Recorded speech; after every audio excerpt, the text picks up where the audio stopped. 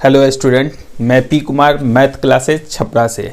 आज आप लोग को काफ़ी एक इंटरेस्टिंग चैप्टर लेके आए हैं जिसका नाम है रॉले का प्रमेय और लैग्रेंज मीन वैल्यू थ्योरम, मध्यमान प्रमेय। देखिए एग्जाम में क्वेश्चन पूछता है तो जब भी पूछता है तो 5 मार्क्स का क्वेश्चन पूछता है।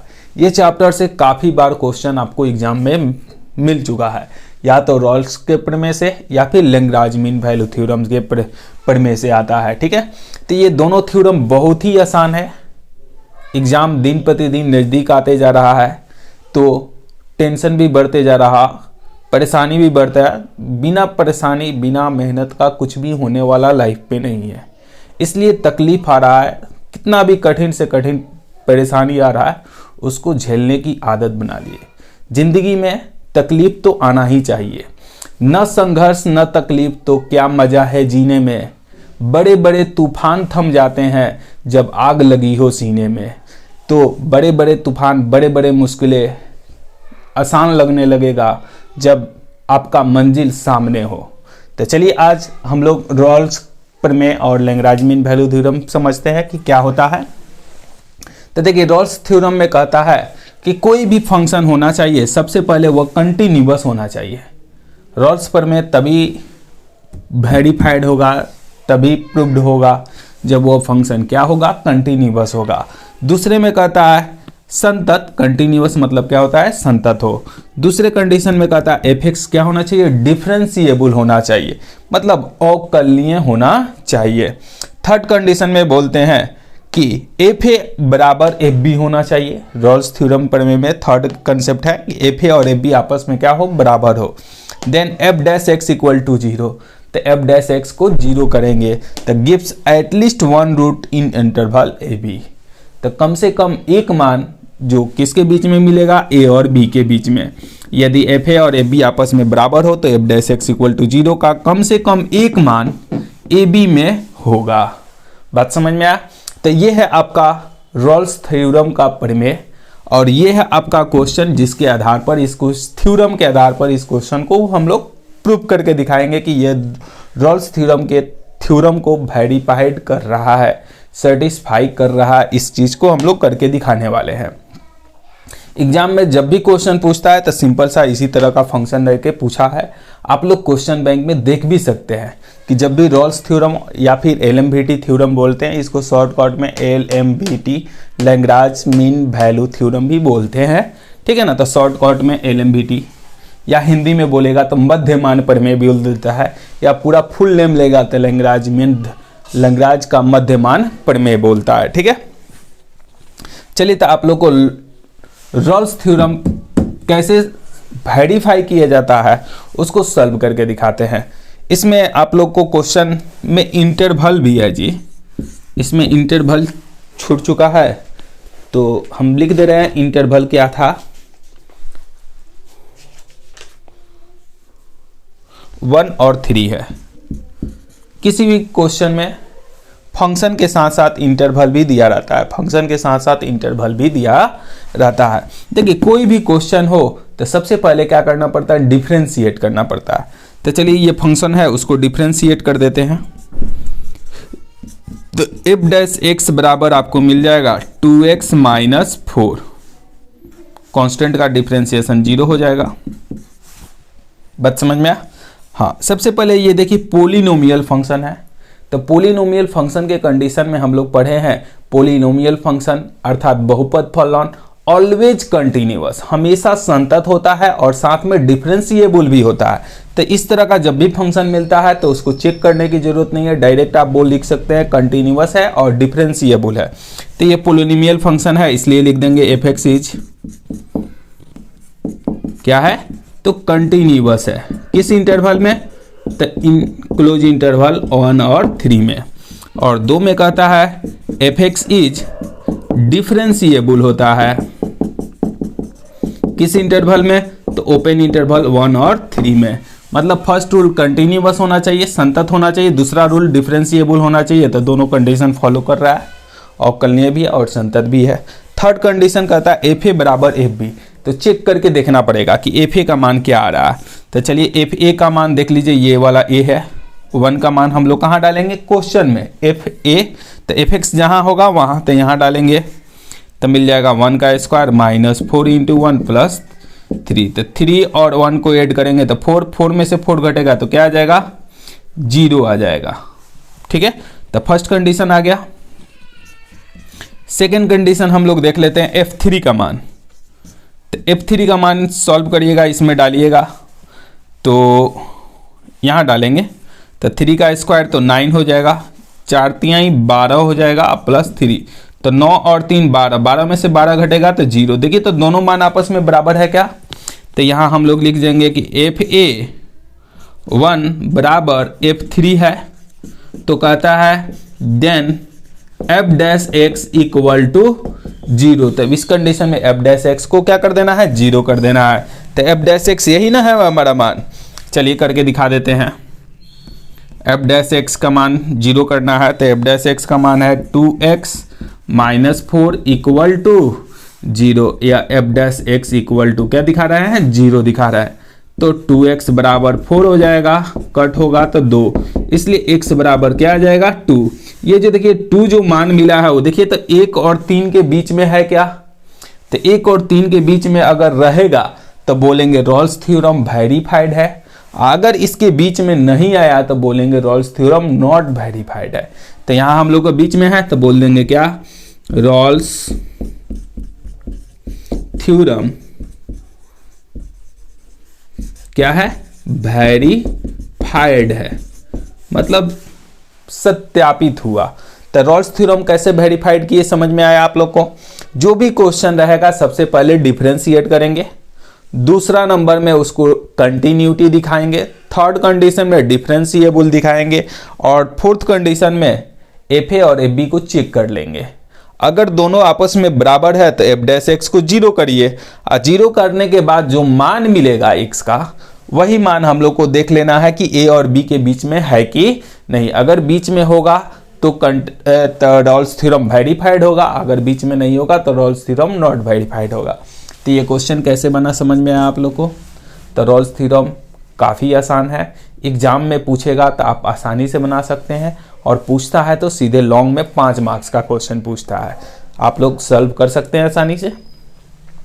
Same to same LMVT theorem भी है, जिस तरह रॉल्स थ्योरम है उसी तरह LMVT ही, थोड़ा सा अंतर है। चलिए देखते हैं क्या है।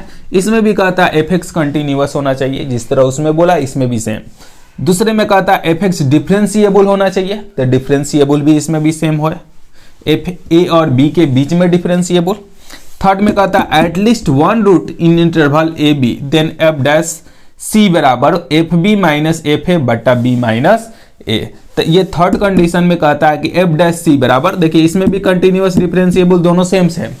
हाँ, इसमें है कि एफ डैश एक्स को 0 कर रहे हैं, इसमें है कि एफ डैश सी का फॉर्मूला लिखना है, F B minus F A बट्टा बी माइनस ए। ठीक है, तो चलिए इसमें इसको भी 0 करिएगा तो देखिए ये 0 और एफ ए बराबर एफ बी ही आ जाएगा, लेकिन इसमें यह काम और ये काम में दोनों में थोड़ा सा उल्टा कंडीशन है। ठीक है, तो चलिए हम लोग फार्मूला लगा के देखते हैं। देखिए ये क्वेश्चन हम लोग को दिया हुआ है, इसको सॉल्व करके दिखाना कि LMVT थ्योरम वेरीफाइड है कि नॉट वेरीफाइड है।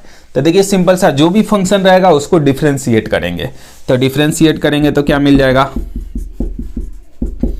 एफ डैश एक्स बराबर 3x स्क्वायर 4x माइनस 1। ठीक है, हाँ एक नंबर में लिख देंगे एफ एक्स क्या है हमारा, कंटिन्यूअस है, किस इंटरवल में, तो 0 और 1 में। दूसरे में बोल देंगे हमारा फंक्शन क्या है, तो डिफरेंशिएबल है, किस इंटरवल में, तो 0 और 1 में। जो लोग हिंदी मीडियम वाले हैं यहाँ संतत लिख देंगे या अवकलनीय लिख देंगे।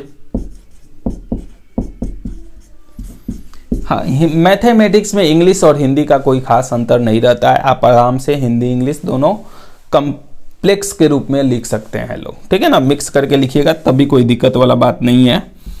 हाँ, थर्ड कंडीशन में एफ डैश सी का मान, एफ डैश सी का मान देखिए एफ बी, तो एफ बी का मान 1 रख लेंगे, एफ ए, तो ए का मान 0 रख लेंगे, और बट्टा में बी माइनस, तो 1 माइनस क्या हो जाएगा, 0 हो जाएगा। एफ डैश सी, तो एफ डैश सी मतलब यही एफ डैश है, इसी में जहां x है वहां क्या रख देना है, c रख देना है, तो मिल जाएगा 3c का स्क्वायर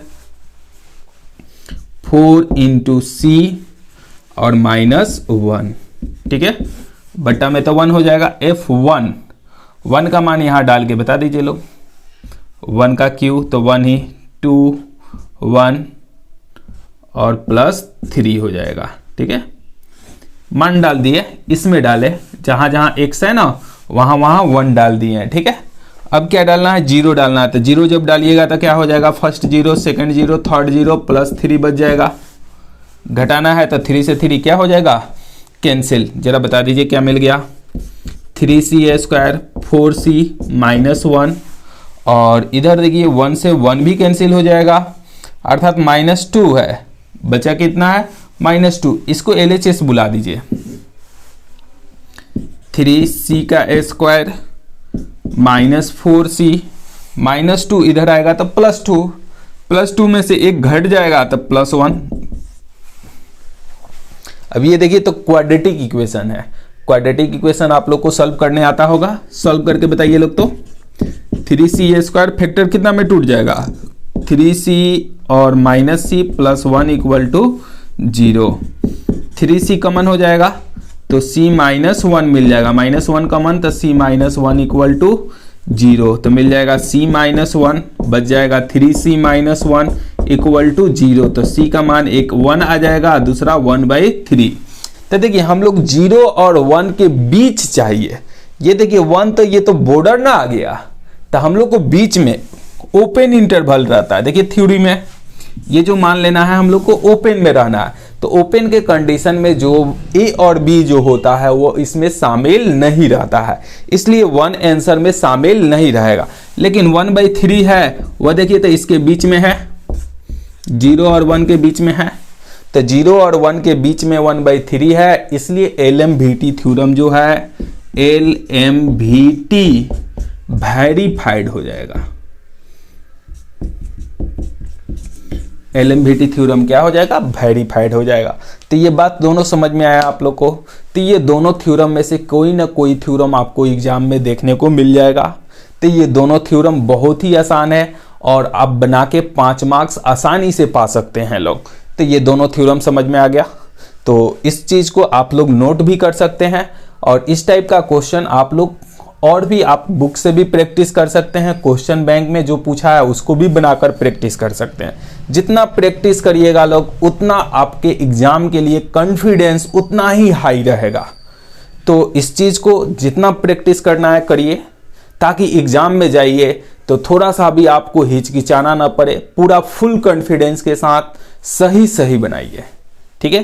तो चलिए इस चीज को नोट कर लीजिए। तो इसके बाद नेक्स्ट एक्सरसाइज रेट चेंज आपको बताते हैं, ठीक है।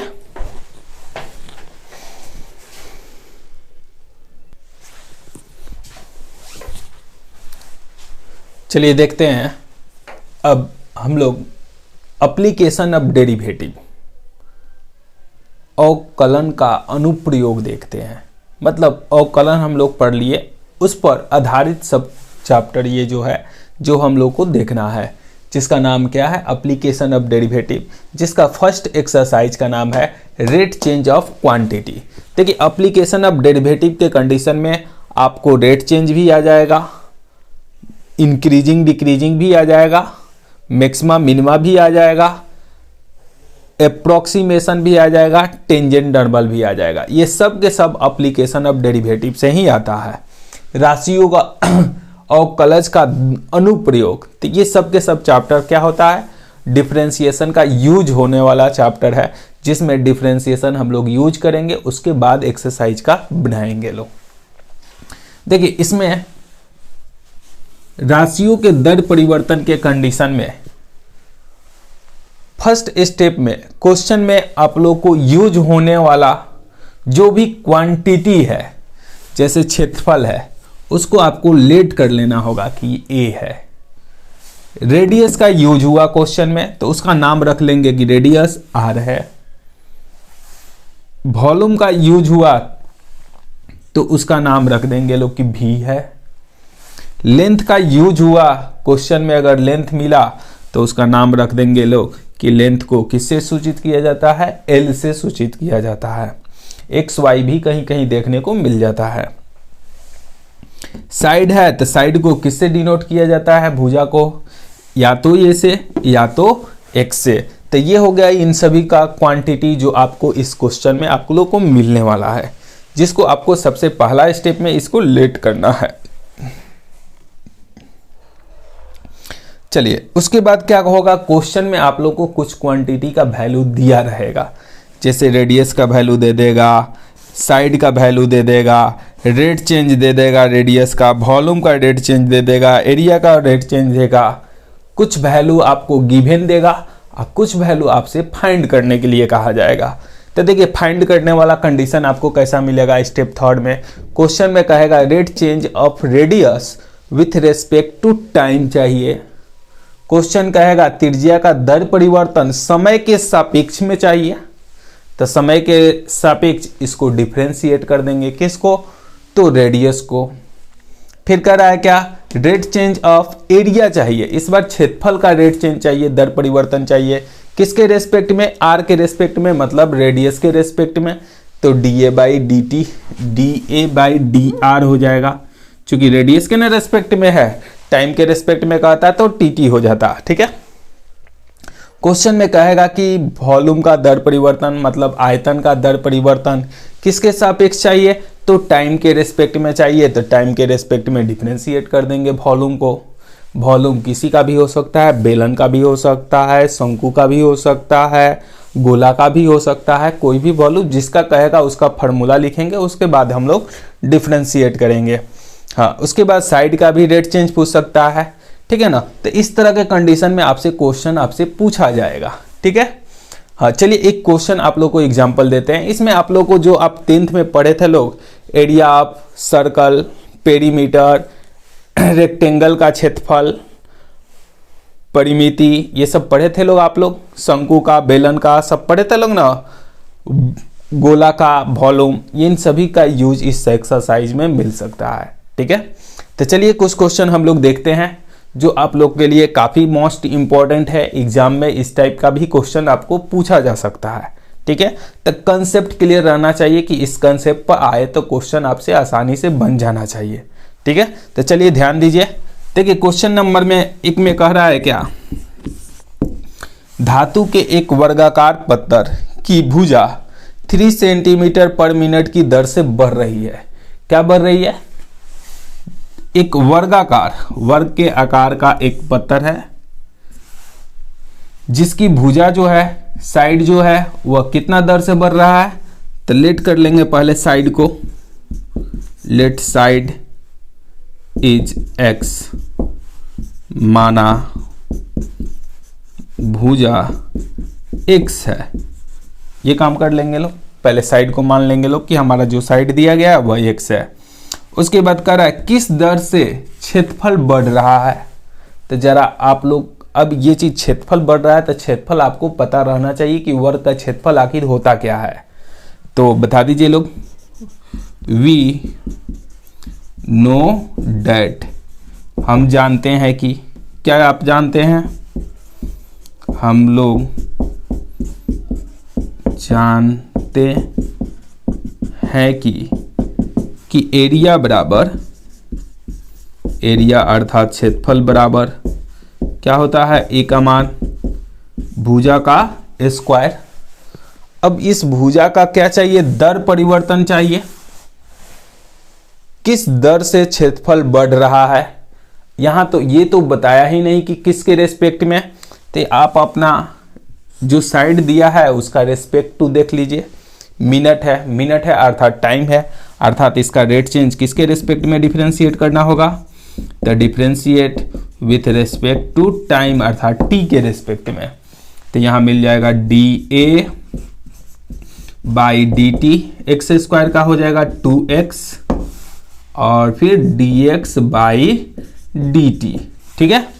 यहां x का मान भी दिया हुआ है, जबकि भुजा की लंबाई कितना है, x का मान भी हम लोग को दिया हुआ है कि 10 सेंटीमीटर है, तो 10 सेंटीमीटर यहाँ डाल दीजिए।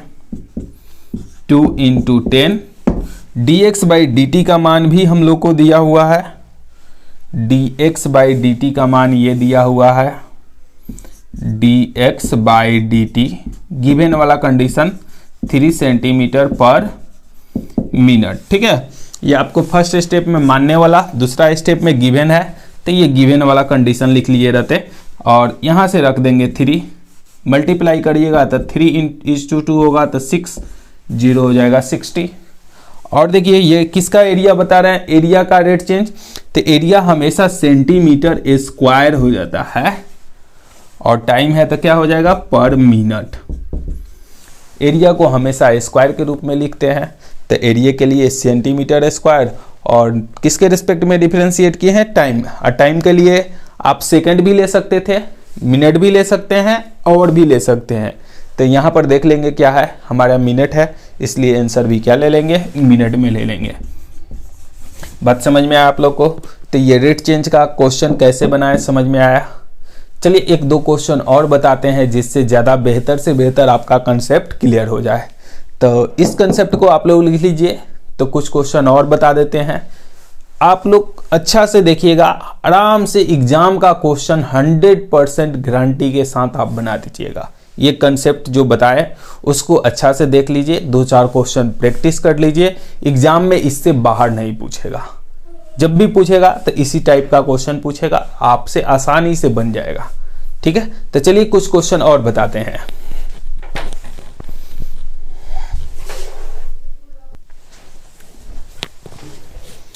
चलिए कुछ क्वेश्चन और देखते हैं लोग, रेट चेंज ऑफ क्वांटिटी का। ठीक है, तो देखिए लोग, रेट चेंज ऑफ क्वांटिटी में सबसे पहले क्वेश्चन में देखिए पढ़ते हैं क्या कहता है।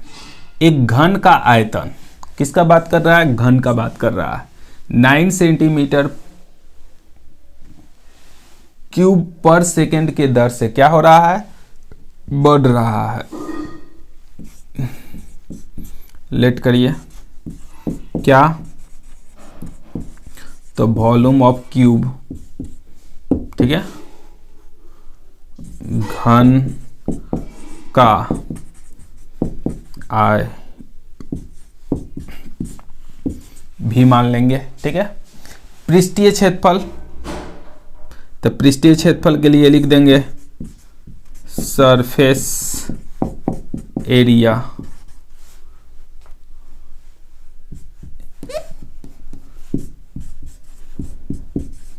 पृष्ठ क्षेत्रफल के लिए लिख देंगे हम लोग ए। और इसमें क्या जरूरत है, किनारे की लंबाई, तो लेंथ लिख देंगे ऑफ साइड, क्या ले लिया जाए, एक्स ले लेते हैं। ठीक है, हम लोग को वॉल्यूम गिवन है, तो सबसे पहले गिवन वाला जो चीज है उसको लिख दीजिए, dV/dt। वॉल्यूम का रेट चेंज गिवन है, तो रेट चेंज गिवन है कितना, 9 सेंटीमीटर क्यूब पर सेकेंड। आप ये यूनिट देख के भी पहचान सकते हैं कि ये वॉल्यूम है। ठीक है, और फिर कह रहा है पृष्ठीय क्षेत्रफल चाहिए, तो एरिया बराबर जरा बता दीजिए लोग, एरिया ए बराबर क्या हो जाएगा, 6 × भुजा स्क्वायर। घन का पृष्ठीय क्षेत्रफल, तो घन का पृष्ठीय क्षेत्रफल कितना होता है, 6 × भुजा स्क्वायर ही ना होता है। चलिए इसी को आप लोग क्या कर दीजिएगा, डिफ्रेंशिएट कर दीजिए। तो डिफ्रेंशिएट करेंगे हम लोग, तो मिल जाएगा dA/dt, 6 × 2 करेंगे तो 12 हो जाएगा x, और फिर मिल जाएगा dx/dt। तो यहाँ देखिए dx/dt का हम लोग को जरूरत है, लेकिन हम लोग को दिया है dV/dt, तो dx/dt कहाँ से निकलेगा, तो dV/dt के लिए v का मान रख लेंगे x3 और इसको डिफ्रेंशिएट कर देंगे, तो dV/dx 3x square into dx/dt। तो यहाँ से देखिए dV/dt का मान यहाँ से रख लेंगे, इसको गुना में इधर आ जाएगा तो भाग में, अर्थात हम लोग को मिल जाएगा किसका मान, dx बाई dt का। अब dx बाई dt का मान मिल गया तो अब यहाँ पर रख लेंगे 12 इंटू एक्स और क्या मिल गया है 9/3x का स्क्वायर। तो एक एक से एक एक्स का मान कैंसिल हो जाएगा, ये 3 से कैंसिल हो जाएगा कितना बार में, 3 टाइम में, ठीक है। और x का मान गिवन था तो x का मान हमारे पास कितना दिया हुआ है, 10 दिया हुआ है। तो यहाँ रख देंगे x की जगह 12 इंटू 3/x का मान कितना दिया है 10, कैंसिल होगा तो 6 और ये 5, अर्थात 18/5 सेंटीमीटर क्या है ये, हम लोग एरिया फाइंड कर रहे थे ना, तो सेंटीमीटर स्क्वायर और टाइम के कंडीशन में क्या यूज हो जाएगा, सेकेंड यूज होगा। बात समझ में आया। तो हम लोग घन का आयतन 9 दिया हुआ था तो 9 रखे, पृष्ठीय क्षेत्रफल कह रहा है किस दर से बढ़ रहा है, जबकि किनारे की लंबाई कितना दिया हुआ था, 10 दिया हुआ था, ठीक है। तो हम लोग लिख लिए थे dv बाई dt का मान, ये हम लोग का पृष्ठीय क्षेत्रफल का फॉर्मूला था जिसको डिफ्रेंशिएट किए लोग, तो हम लोग को dx बाई dt का जरूरत पड़ा। तो dx बाई dt इसमें दिया नहीं था, तो नहीं दिया था तो वॉल्यूम दिया था, तो वॉल्यूम को डिफ्रेंशिएट करके यहाँ से मान वॉल्यूम का रख दिए तो हम लोग को मिल गया dx बाई dt। अब ये मान हम लोग क्या कर दिए, यहाँ चल के रख दिए लोग। अब ये मान रख दिए लोग, कैलकुलेशन किए लोग, जो मान आया वह क्या कहलाएगा, rate change of surface area of किसका, क्यूब का। समझ में आया। तो सिंपल सा से क्वेश्चन रहता है जो आप आसानी से बना सकते हैं लोग, थोड़ा सा दिमाग तो लगाना ही पड़ेगा, बिना दिमाग का तो कोई काम करने वाला है नहीं, कोई भी क्वेश्चन बनने वाला है नहीं, तो थोड़ा सा मेहनत करना पड़ेगा, प्रयास करिएगा, आसानी से बन जाएगा, कोई डिफिकल्ट नहीं है, काफ़ी आसान है, ठीक है। चलिए ये एक और क्वेश्चन हम लोग देखते हैं। किसी आयत की लंबाई दिया हुआ x 3 सेंटीमीटर पर मिनट की दर से घट रही है, क्या घट रही है, तो लंबाई घट रही है, और चौड़ाई y दिया हुआ है जो 2 सेंटीमीटर पर मिनट की दर से बढ़ रही है। जब x का मान दे दिया है 10 सेंटीमीटर और y का मान दे दिया है 6 सेंटीमीटर, तब आयत के परिमाप और क्षेत्रफल के परिवर्तन की दर ज्ञात करना है। तो सबसे पहले कह रहा है, पहले तो आप क्या इसमें क्वेश्चन में मानने की जरूरत नहीं है, ऑलरेडी दे दिया है। लंबाई क्या दे दिया है, x दे दिया है, चौड़ाई क्या दे दिया है, y दे दिया है। हाँ, किसका रेट चेंज चाहिए, परिमाप का, तो मान लेंगे परिमाप बराबर क्या मान लेते हैं, p। जरा परिमाप का इसका मान भी दिया है, उसको भी रख देते हैं। क्या हम लोग को दे दिया है, dx बाई dt का मान दे दिया है 3 सेंटीमीटर पर मिनट, और dy बाई dt का मान भी दे दिया है 2 सेंटीमीटर पर मिनट। हाँ देखिए, ऊपर वाला मान घट रहा है तो माइनस ले सकते हैं, और नीचे वाला बढ़ रहा है तो प्लस दिखाने की कोई ज़रूरत नहीं है। चलिए अब जरा बता दीजिए लोग, आयत का परिमाप क्या होता है। तो आयत का परिमाप बराबर हो जाता है p बराबर 2 इंटू एक्स प्लस क्या हो जाएगा, y। अब इसको डिफ्रेंशिएट कर दीजिए लोग, तो डिफ्रेंशिएट करिएगा तो dp बाई dt हो जाएगा, 2 बाहर dx by dt, dy by dt, 2 into dx का मान दिया हुआ है -3 और dy बाई dt का मान 2, अर्थात 2 -2 है, अर्थात 2 क्या है, dp बाई पेरीमीटर है, तो सेंटीमीटर पर मिनट की दर से क्या हो रहा है, पर सेंटीमीटर पर मिनट की दर से क्या हो जाएगा, घट रहा है। तो पेरीमीटर का फार्मूला लिखे और डिफरेंशिएट कर दिए, dx बाई dt का मान दिया था, dy बाई dt का मान सॉल्व डाल दिए, सॉल्व किए तो क्या मान मिल गया, -2 सेंटीमीटर पर मिनट की दर से क्या हो रहा है, घट रहा है। माइनस आया इसलिए घट रहा है बोलेंगे, प्लस आता तो बोलते कि बढ़ रहा है, ठीक है। तो पेरीमीटर घट रहा है। अब जरा एरिया भी पूछ रहा है हम लोग को, ये क्वेश्चन हम लोग बना दिए ए नंबर, बी नंबर में कह रहा है एरिया, तो एरिया बराबर बता दीजिए, एरिया ए बराबर x इंटू वाई हो जाता है।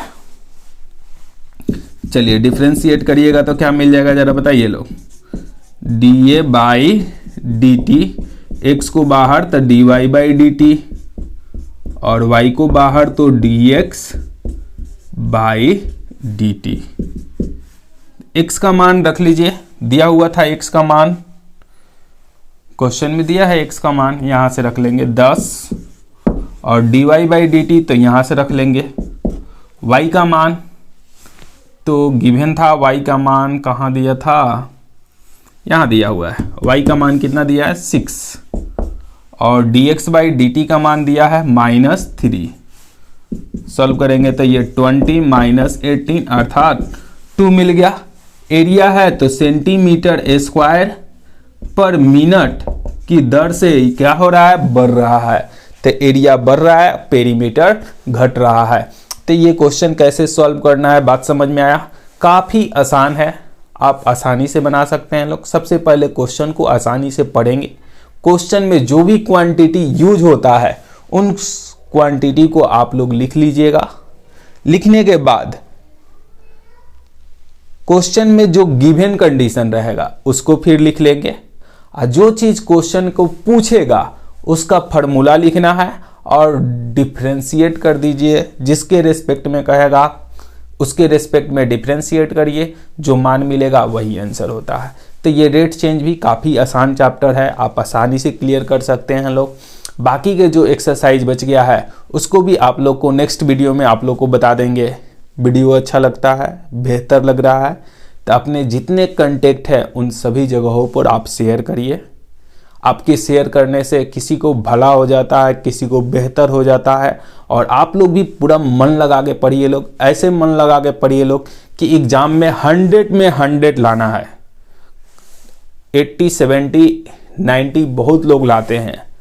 अब ऐसा सपना देखिए कि हमको बिहार टॉपर बनना है, 1, 2, 3 नहीं, कम से कम आप लोग को टॉप 10 के अंदर तो हर हाल में आना ही है। दिमाग में ये सेट कर लीजिए कि हमको टॉप 10 में आना है, और कोई मुश्किल नहीं है, सबसे आसान आपको एग्जाम देने वाले हैं। तो एग्जाम में आप कोशिश करिए लोग कि वन ऑफ द बेस्ट करें। चलिए मिलते हैं नेक्स्ट वीडियो में, तब तक के लिए